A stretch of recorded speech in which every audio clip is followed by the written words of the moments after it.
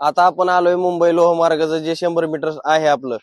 सर्वांच्या मनामध्ये प्रश्न आहे की अजूनपर्यंत सर 100 मीटरला स्पाइक चालणार आहे का? तर मित्रांनो 2023 ची जी आपली भरती होती त्याला इथून जे आहे ते इथून 1-2 विद्यार्थी इकडं इथून जे आहे ते पाठीमागून 1, 2 आणि 3 असे विद्यार्थी सोडायचे. या ठिकाणी जे आहे ते आपली चिप असते आणि इथून स्टार्ट करता तुमचं.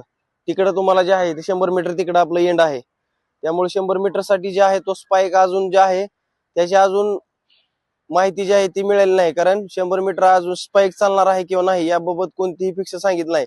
आणि गेल्या भरतीला जो आहे तो पूर्ण स्टड जे आहेत आपले काढून आपल्याला जो आहे तो स्पाइक घालू दिला होता, परंतु 2023 ला संपूर्ण जो स्पाइक आहे तो आपला घालू दिला होता. पण यंदाची अजून कोणतीही बातमी नाही की आपले जे स्पाइक चालणार आहे किंवा नाही. तर या ठिकाणी तुम्ही बघू शकता 100 मीटर बघून घ्या. 1, 2 आणि 3 इथून जे आहे तुम्हाला पाठीमागून या ठिकाणी सोडतात. त्यामुळे तुम्हाला जो आहे तो या ठिकाणी असा स्टार्ट घ्यायची काही गरज नाही तुम्हाला. तुम्ही डायरेक्ट तुम्ही पळू शकताय. इथून असं उभं राहून असं तुम्ही एकदम पळू शकताय. असं सुद्धा तुम्ही एकदम जे आहे ते पळू शकताय. त्यामुळं सर्वांनी जे आहे ते पाठीमागून पळण्याची सवय ठेवा, जेणेकरून तुम्हाला 100% येणाऱ्या भरतीमध्ये फायदा होईल. या ठिकाणी विद्यार्थी मित्र जे आहेत ते आपले प्रॅक्टिस करत आहेत. लोहमार्गासाठी ज्यांना फॉर्म भरला आहे ते बघून घेऊ शकताय. तुम्ही देखील या ठिकाणी प्रॅक्टिसला येऊ शकताय, परंतु तुम्हाला पासची आवश्यक आहे. पास लागतोय, त्यामुळे तुम्ही देखील या ठिकाणी पास काढून प्रॅक्टिस करू शकता किंवा तुमचा डेमो देऊ शकता तुम्ही.